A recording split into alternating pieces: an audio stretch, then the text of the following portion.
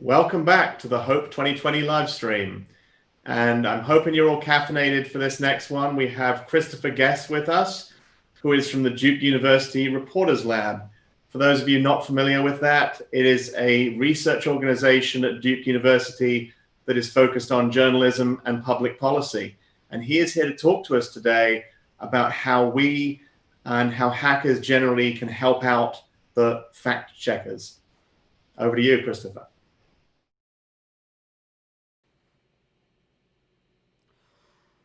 Good morning, afternoon, evening, whatever it is, wherever you are. And thanks for tuning into this talk that I'm about to give, Hacking Fake News, How Hackers Can Help the Fact Checkers. So, first question is probably, who am I? Well, my name is Christopher Guest. I'm the lead technologist of the Duke Reporters Lab at Duke University. We're part of the School of Public Policy. Most of my team is down in Durham, North Carolina. However, I'm lucky enough to be based here in Brooklyn, New York.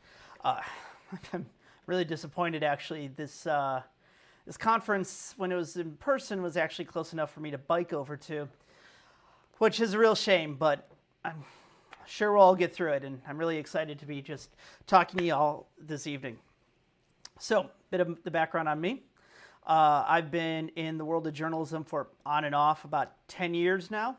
I've been with Duke plus a bunch of other organizations working solely on journalism and computer science for the last 5. Over the last 15 years, I've sort of also been a programmer. I've worked in Eastern and Western Europe. I've worked in East Africa. I've worked across the United States. And what do we do at Duke? So what is my job? We partner with fact checkers. We partner with media companies around the world. And we look to improve fact-checking. We facilitate policy conversations, we propose solutions, we research new techniques, we do all the background work that a lot of organizations simply don't have the time, money, or expertise to really work into. And so we help. Now, to get to the start of the actual content of this conversation, I'm going to first begin with the idea of trust. And to define this word, it's a willingness for an audience to believe, to vote for, and to act on what a public figure, an institution, or really any other person says. So whether somebody is telling you to do something, to believe something, that is all around trust, right? And so trust is not a bug in the system.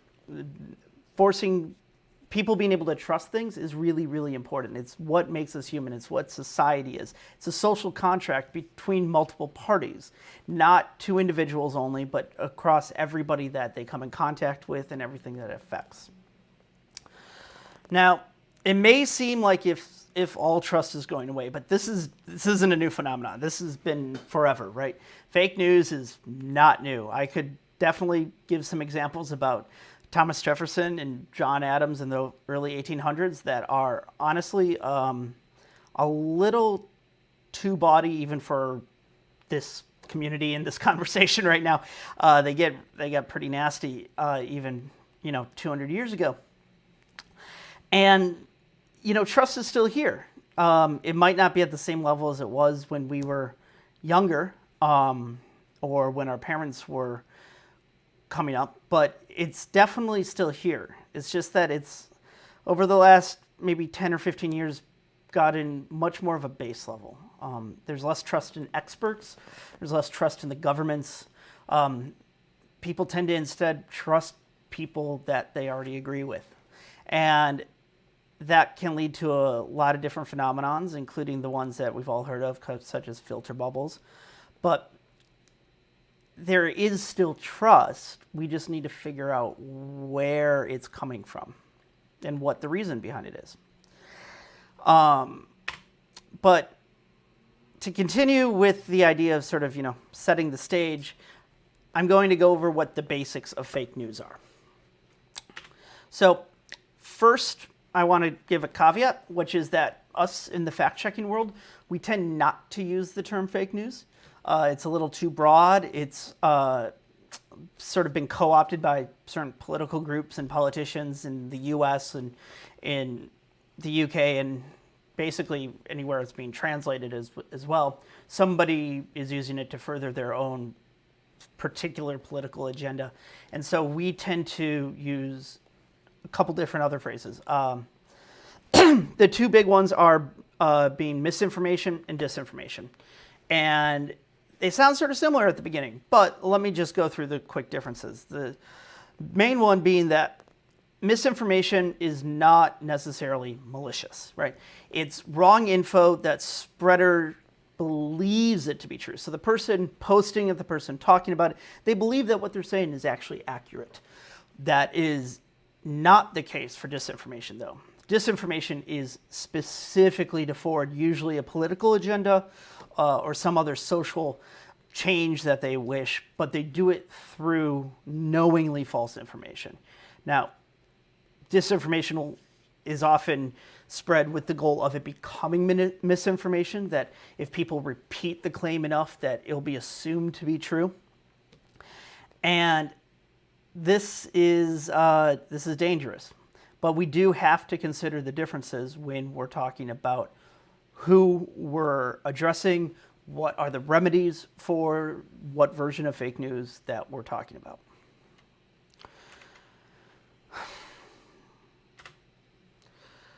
Okay, so let's look at the types of fake news that is usually spread out there and the types of misinformation, disinformation. So one of the things that people don't usually realize is that when it's well done, disinformation campaigns are not usually obvious. Sort of like the adage of, I can always spot a bad toupee. Well, you can spot the bad ones, but you don't know the ones that you don't see.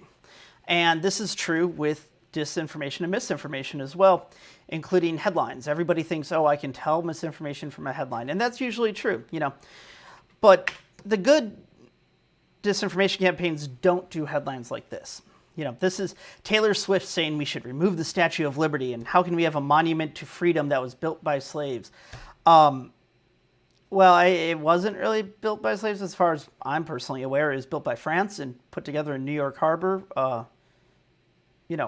well after slavery had ended. So that's definitely not the case, right? This is something, if you remember at all high school history, you're probably going to be able to pick up on in a second. But this is not the norm. This is not the ones that actually spread and get affected. Instead, the ones that really get out there are conceivable. They can be real. It feels like they could be accurate, right? Things like this one. The fast food CEO donates $400,000 to Trump. The idea being that the CEO of Yum Food Company that owns Wendy's and they own Taco Bell and they own Pizza Hut donated this huge amount of money to the Trump campaign. Feels like it could be accurate. Big business guy gives money to hardcore conservative, hopefully taxes go down. That's possible. It turns out it's sort of true. Instead of it being the CEO of the entire brand, it's actually a fairly moderately sized franchisor, mostly in the American Southwest, Arizona, West Texas, those areas, who did give this money. So if you're in Arizona and that goes against your politics, maybe you should consider a boycott. But if you're sitting in Montana, South Dakota, or Portland, Oregon, it really has nothing to do with it. It was a totally different organization. And so, like I said, these are conceivable. And going off that topic, you can go even deeper. So for subjects that you're not experienced in, you trust other people not to lie to you. You trust that when somebody says they're an expert, they're actually qualified. So it's easy to assume that when, a statement or a claim is made by somebody who purports to be an expert, that it's true. But that's not the case necessarily, right? People can lie. People do lie.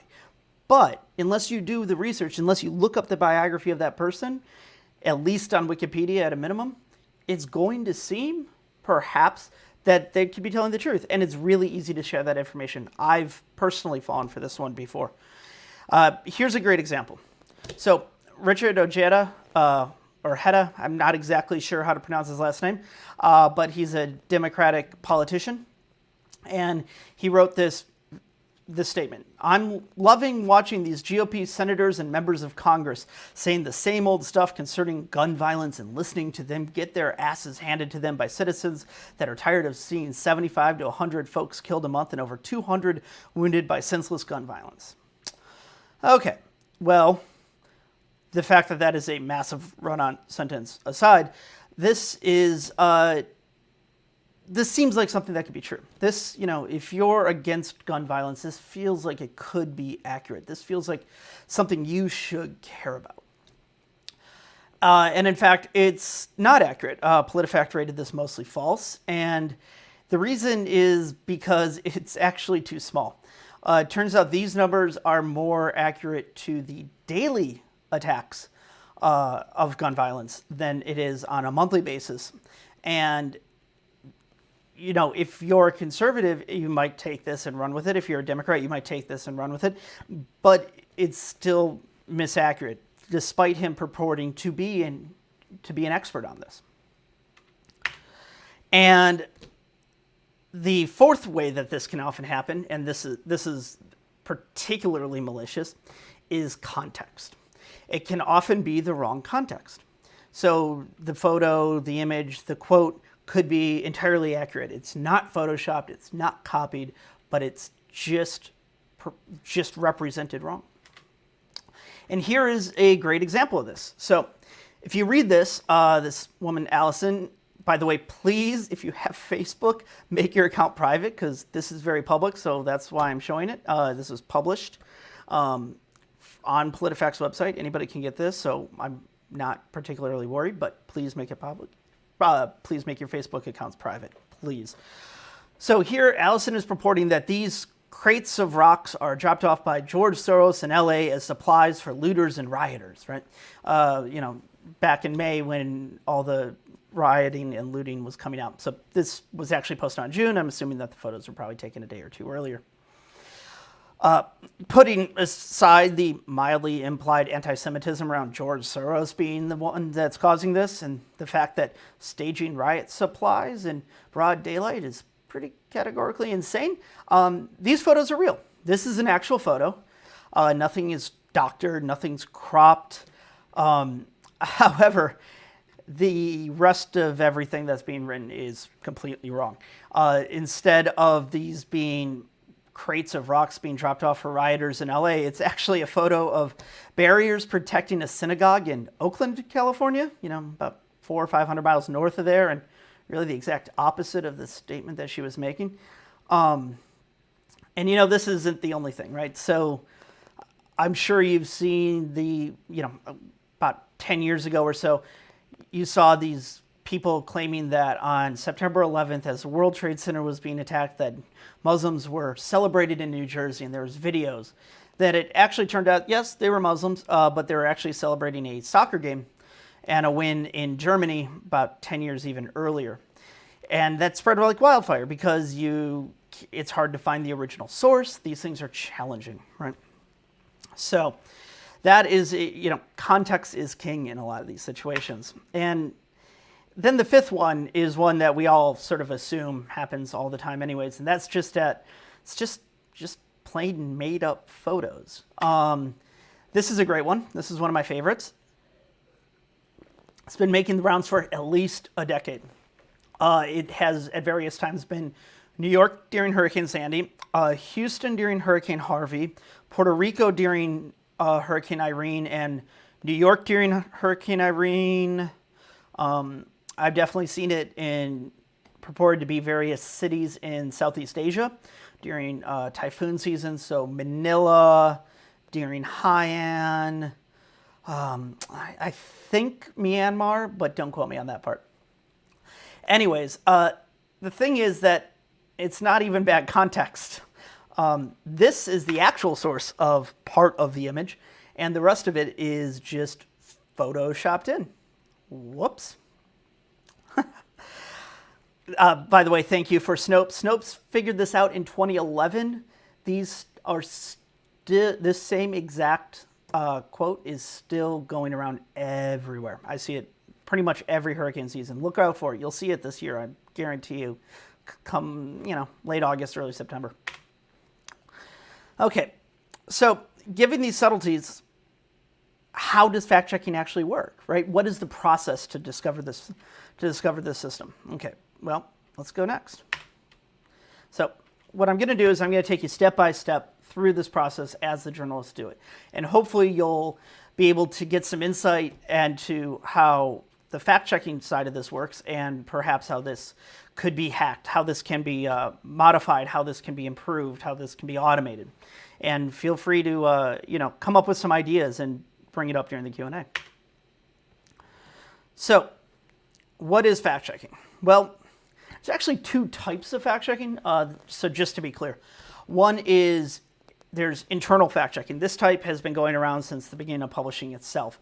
Basically, it means going through an article or a book or something before publication and verifying the accuracy. So calling sources to verify the quotes are accurate, looking up statistics, making sure people were where they said they were, when they said they were, that there's not plagiarism going on the side of the author, etc. It's essentially the type of fact-checking that we wish politicians would do themselves, or your racist uncle would do before he starts posting stuff all over Twitter.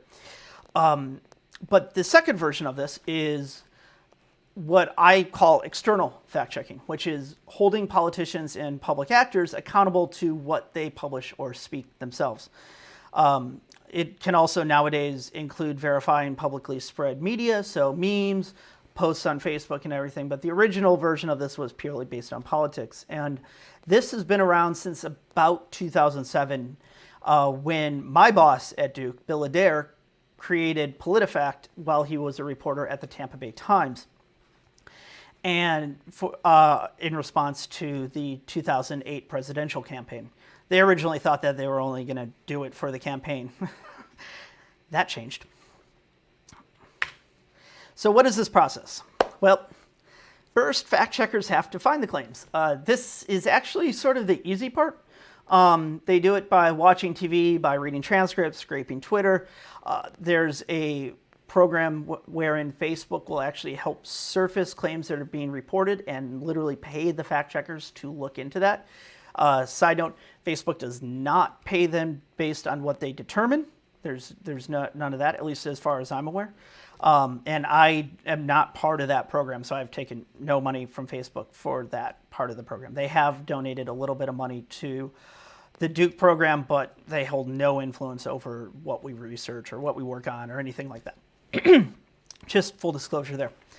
So second, once they have all these statements, they have to actually find what are called fact-checkable statements, right? So this can be challenging, unfortunately.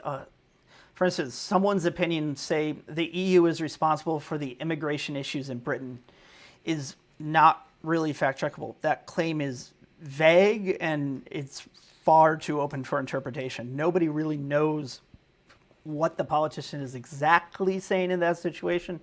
And so trying to go down that rabbit hole will just eat up your entire week.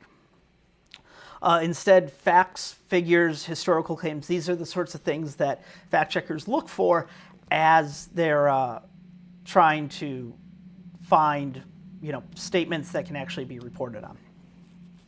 So one of the funny things is when I do this sort of presentation as a workshop, I actually hand out transcripts of, depending on what continent I'm on, like Prime Minister's question time in the UK or the State of the Union in the US. And I ask participants to actually go through and highlight fact-checkable claims. And then afterwards, I ask them, how would you actually research that claim? And it's pretty much a given that every person underestimates how hard this is and comes back with mostly opinion articles. Okay, so next. The fact checker needs to figure out where the speaker is getting at. Statements can mean a lot of things to a lot of people, and so the fact checker has to figure out which angle they want to sort of attack this from. Is a politician talking about, gun reform or healthcare reform if they're talking about suicide deaths, right? Is that mental health angle or is that a gun angle? It can really vary, and those are editorial decisions that have to be made by the fact checker themselves.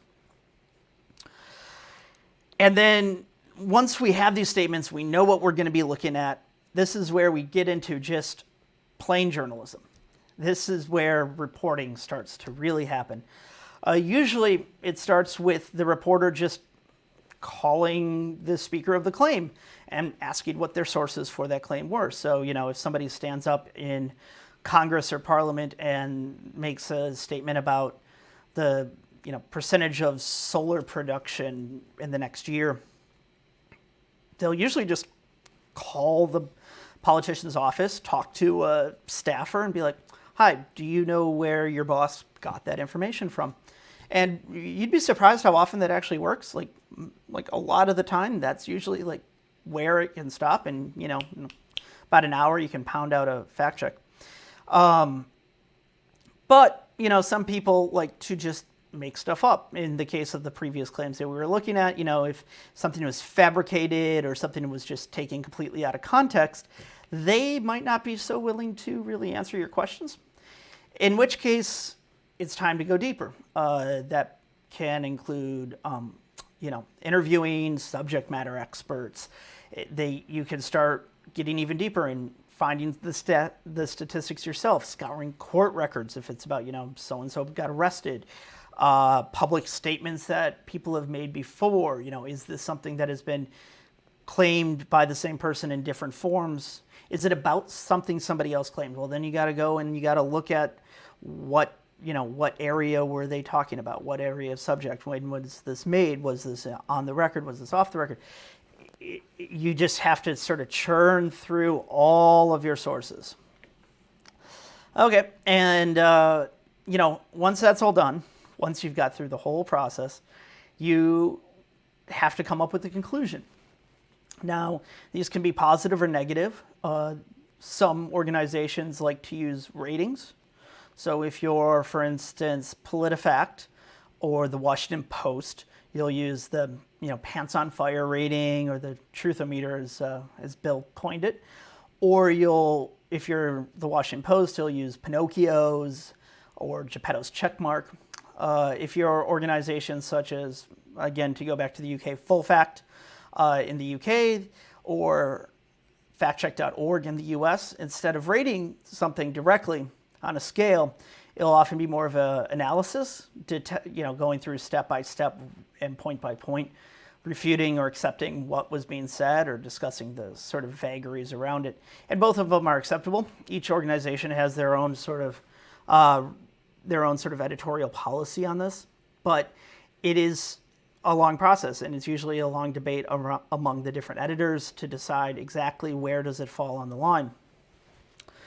And then finally, you publish. You report your findings, you publish on the web, you submit to Facebook if you're in their program so that they can automatically tag the post that you were looking at, or Google for making sure that your fact check gets included in various search results, which most of you have probably seen. That was one of the big gets for the whole program, was getting Google to actually put that information out in front of people. But once that's all done, seems easy. It's not always that. So what are some of the gotchas? What are some of the issues? Well, as I've shown, fact checks are often more than figures, right? They're opinions, they're historical situations, they're mislabeling, they're made up. And so, as I mentioned in the previous slide, you have to dig into this. This takes time, this takes effort. This is not very automatable. Because just figures, you could sort of go through known information and just look it up, based on various statistics. But that's not really possible if somebody's, making more of a judgment call. And that's in addition to the fact that politicians are professional obfuscators, as I like to say. Their job is to make sure that everybody in a crowd listening, or everybody, at home listening, or everybody on the internet reading gets what they want from the speech. Doesn't have to necessarily mean what the politician meant specifically, but everybody sort of has to come up with their own ideal version of what was being said. We see this all the time, right? And that particularly gets into a complicated aspect because of, unfortunately, the English language. in that there's double entendres, there's word order vagaries, there's multiple definitions. It makes it really easy to say 12 things while saying a 13th thing. And that is a huge issue with, especially English. Well, it's my main language that I focus on. But other languages definitely have this problem. English is particularly complex, however. And then, context. Again, that's going to come up a lot here. But context is so important when it comes to trying to fact check these things. So, say a politician says, the tragedy this morning. Well, you have to know where you are, right? Because it could be the tragedy of something that happened in the next county over, something that happened across the country, something that happened in a different country that morning. You have to know what day it is, because what is this morning? Is it, was it 11 a.m. or was it 8 a.m.? Did the event, say an event happens at 8 a.m., an event happened at 11 a.m., the speech happened at 10 a.m., but we're checking at 3 p.m. You have to understand what context that the speech was given in. Who was the audience, right? If the tragedy this morning was that the Supreme Court ruled to block abortion rights, then it's only a tragedy to a specific subset of people that you're talking to, while it's actually a huge win for another subset. Not passing judgment on that at the moment, but you have to consider that. So what is the frame of reference that the speaker is speaking from is really, really important and very, very difficult also at the same time, especially if you're trying to do computing or natural language processing or anything like that. Very, very complicated. So now that we've got through that whole process, where do you come in? Well, first off, I want to say thank you for letting me speak today, and that we welcome the hackers. Please come to our side. A bit about the community that I hope you all join. There are 78 international fact-checking networks, certified fact-checking groups around the world. The IFCN is a group that creates a statement of purpose and a set of ethics and a set of guidances, and then certifies organizations. And they're great. We have a conference every year. It's very fun. But there are about 60,000 fact checks that have been done by fact checkers around the world. That's quite a lot, in my personal opinion. And the database grows literally every day.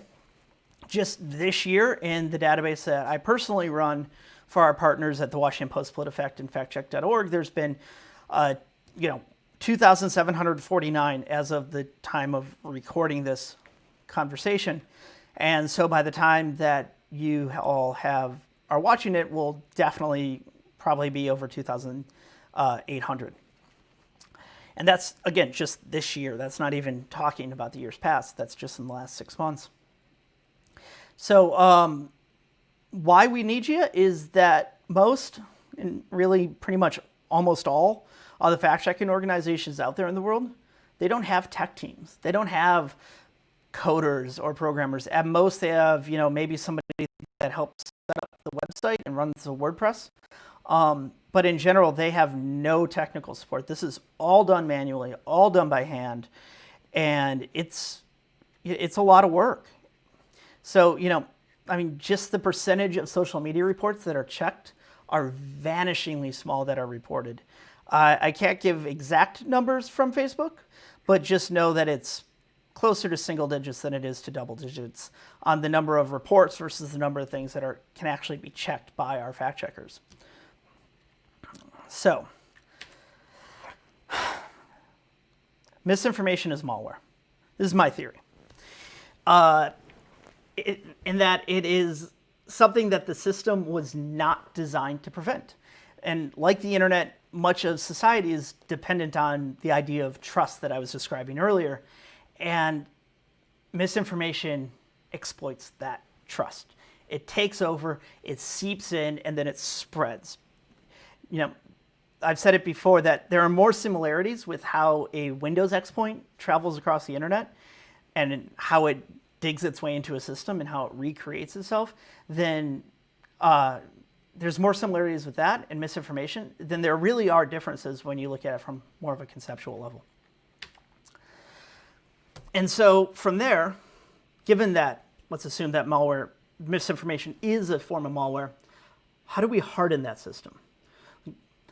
Where do we look for the exploits? What are the topics and concurrent events that misinformation are taking advantage of to seep their way into our society, into our culture, into our politics, into our everyday lives, into our relationships with each other and with our families? We've all had these things, I'm sure we've all had struggles with this over the last couple of years, and especially over the last 4 or 5 months.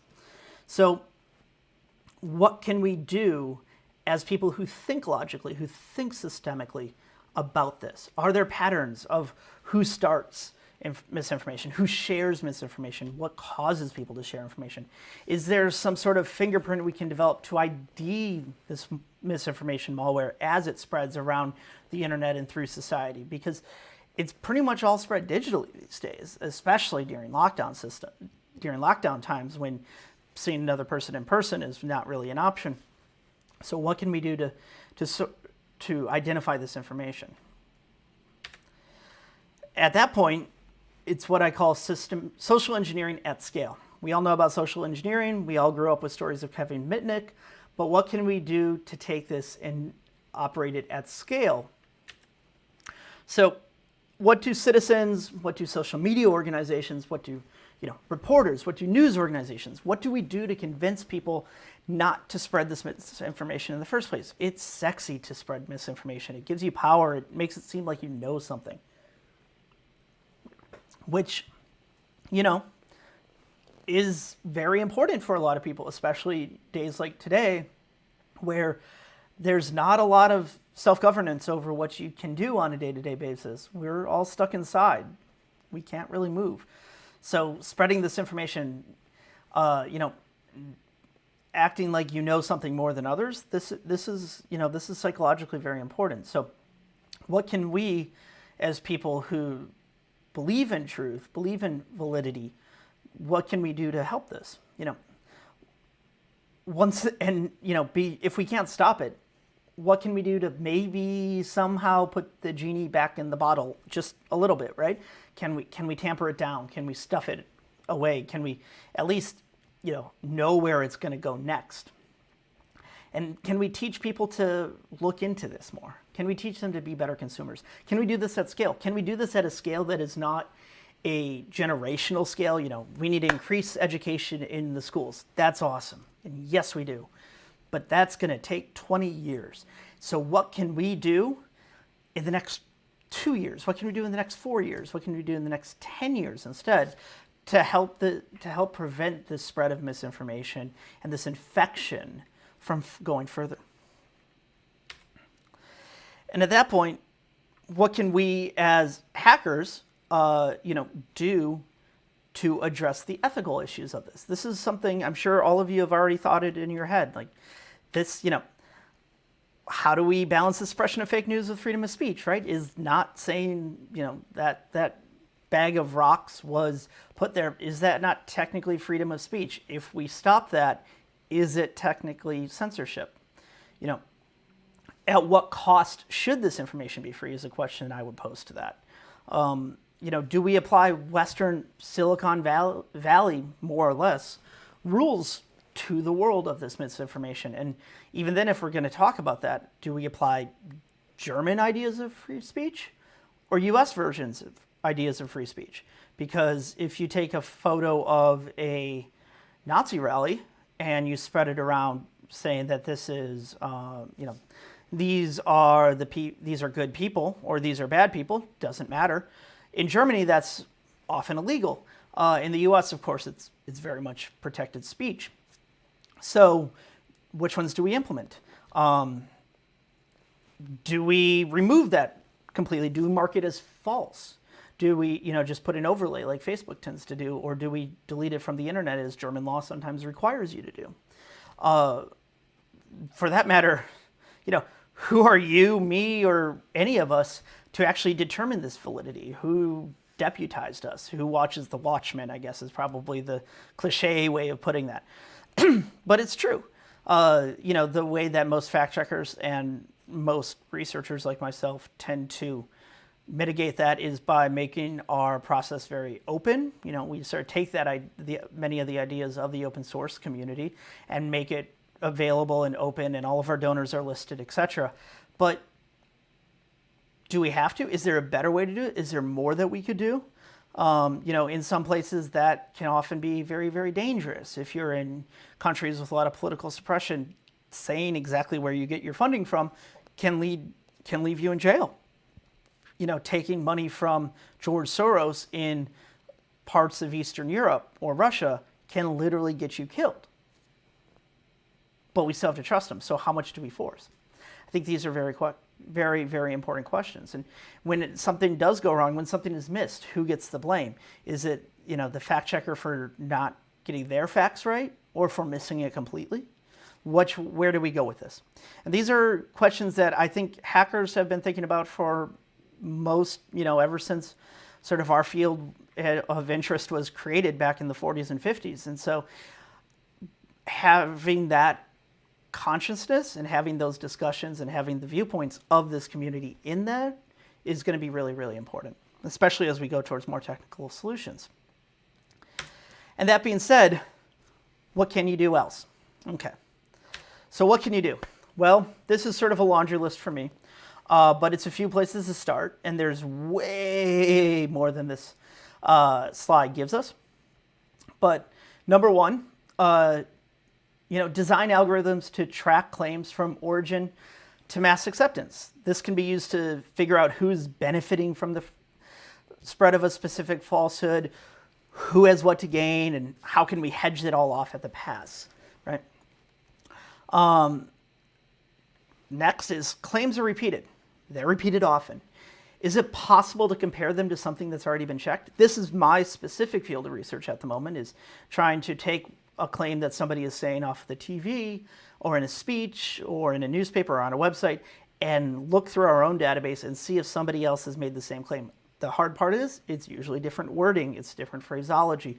This is where the English language becomes way more complex than, say, doing the same thing as my colleagues in Argentina are doing with Spanish. Not saying their job is easy, but it's just a little bit easier.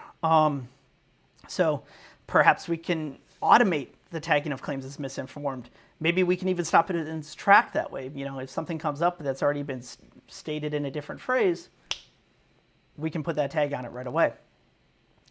Can we hold tech companies to higher standards? This is a hacker conference, right? Large companies being bad is usually a fairly acceptable stance to take here. But aside from advocating for the Fediverse, what can we do to keep it honest? If we work at these companies,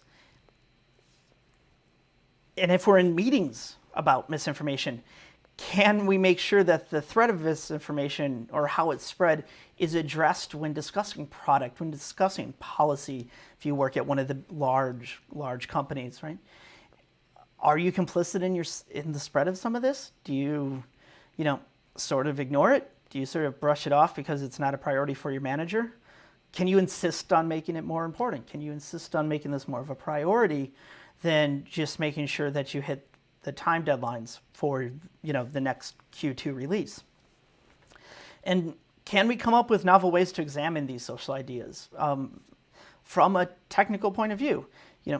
Can we bridge sociology and graph theory? Can we come up with models and algorithms to search these areas? I know that there's been work on this in various academic universities and in the field, but that stuff is not penetrated within the fact-checking community. We don't really know much about it. We can't really use it. So how can we bridge that gap? So if you're working on some of this, please do let me know, because I'd love to bring you on to some of our conversations. On that note, I want to thank everybody for tuning in, especially those of you a little bit east of me here in New York. I know it's late, and I hope that your sleep lost was well spent and that you all learned something. I want to also thank Hope for transitioning so well for this new format. I'm sure we'll be all sipping mate at 4 a.m. sooner rather than later. The news is bleak everywhere a little bit at this moment, but I think we'll all get through it. And lastly, please stick around for the... Welcome back. So hopefully you enjoyed Christopher's video. Christopher, welcome to Hope. And we have a few questions lined up in the Matrix chat for you. I think we got quite a few questions already, but if you have a last minute question, anyone want to stick it in there, please throw it in the Q&A there. So first of all, if fact-checked fake news can still get repeated for a decade, and if cognitive biases can cause people to just double down on misinformation, is fact-checking itself a losing firefight? What can we do to take it to the next level? Yeah, that's a great question, and it's one that keeps pretty much everybody in the fact-checking world up most nights. Yes, some people double down. Not most people, as far as I've been able to see from the published studies that have been done out there. So there is room for correcting the record. Correcting the record alone is just important, right? You know, people can say things, but it's important to have an actual history of what is the truth available to the public. And, you know, there's a lot of different methodologies for how you can sort of intervene where somebody is receiving the information. The sooner that you correct it in their mind, the less time it will have to sit in. And we do need to do more.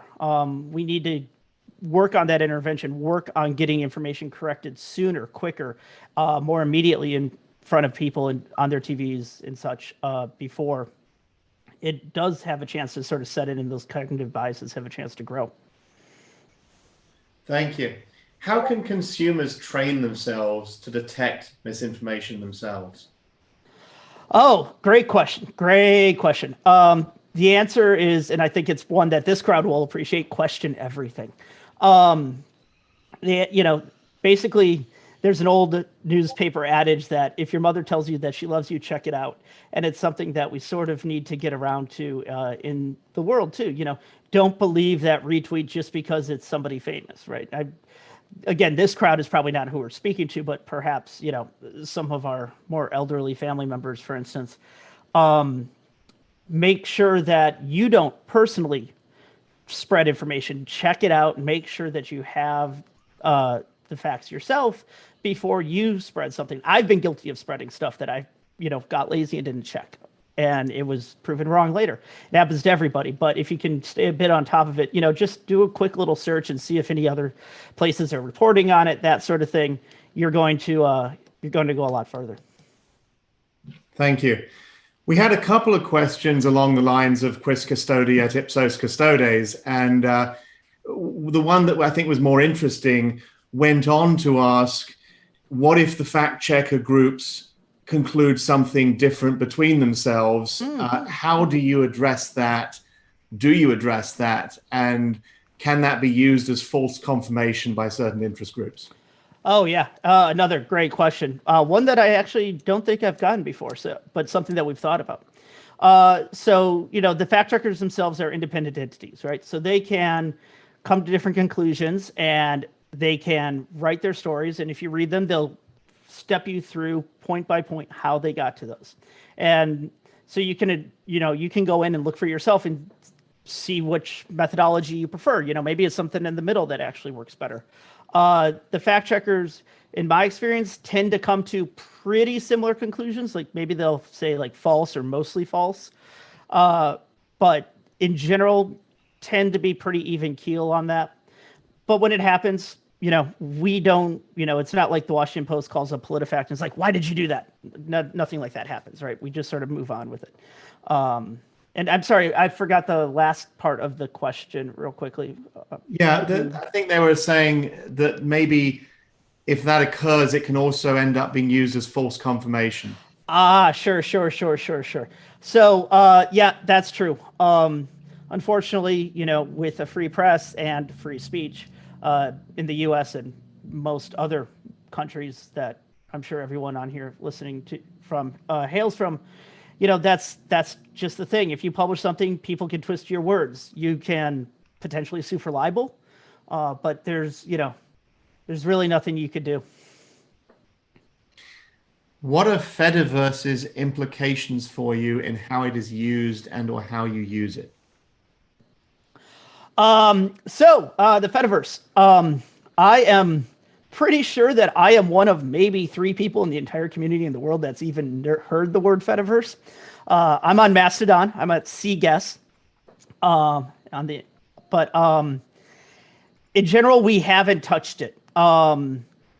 I actually have a ticket in GitHub right now on one of our products to actually be posting our fact checks to Mastodon, but it's just not a priority. You know, I'm not 100% sure on this, and this is just my opinion, but I imagine it's going to be a little bit like preaching to the choir. Like the people that are on Fediverses are probably more likely to be the people that Google when they hear, that do their own research and are less likely to fall for it. But that's just my guess, and maybe I think we're all better than everybody else or something.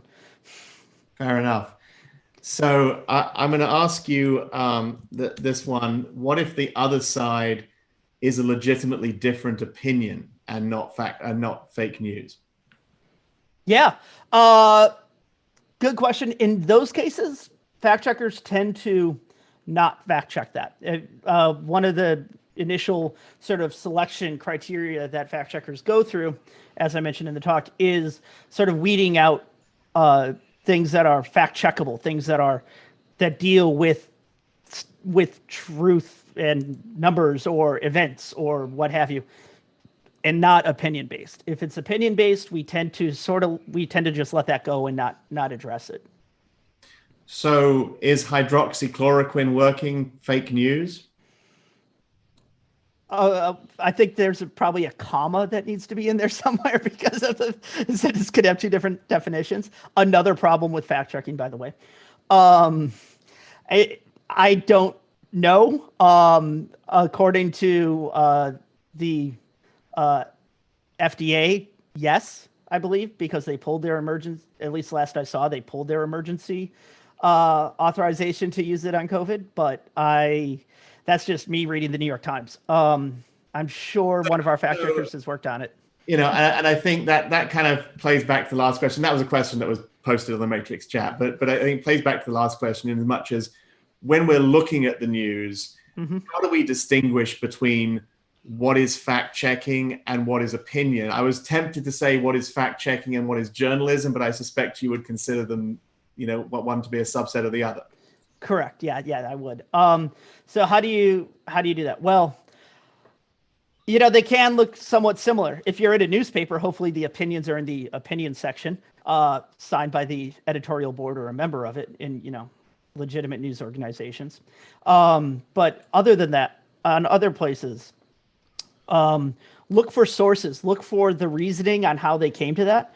Fact checkers, especially the official, the ones officialized by the International Fact Checking Network and audited by them, will step by step through the process, cite their sources directly, and lead you to the end. So you can literally just tag along on that process. Opinions are going to be much more vague. They're going to use more outrageous or hyperbolic language, and hopefully we try to stay away from that. Okay. Penultimate question for you now. Are you familiar with one of the early designs of copy-paste wherein metadata was retained? Is this the type of idea you're suggesting when you request tracking claims from origin to acceptance? One, not familiar with that. Seems like something that would totally happen though. Yeah, that could be an idea, right? This is the reason that I wanted to talk to everybody at this conference, is because there's a lot of great ideas like that I have not come up with, that we have not come up with, but that you guys might be able to. Okay. And we do still have lots more questions pouring into the Q&A channel. Thank you for that, everyone. I'm not going to give Christopher the question of what is truth or how does he define real. But I will throw you a last bone and just ask you to keep this one real short. Mass acceptance or mass distribution? Mass acceptance or mass distribution?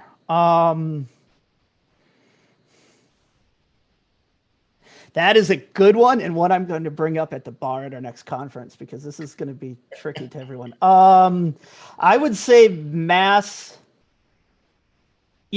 for the hacker community, I want to say mass distribution, right? More information is better than less information. I wish there was both. I wish people would, I wish the mass information was something people could mass accept. But, I think more is better than less information in the world, personally. And with that, thank you very much, Christopher. And that was a great session.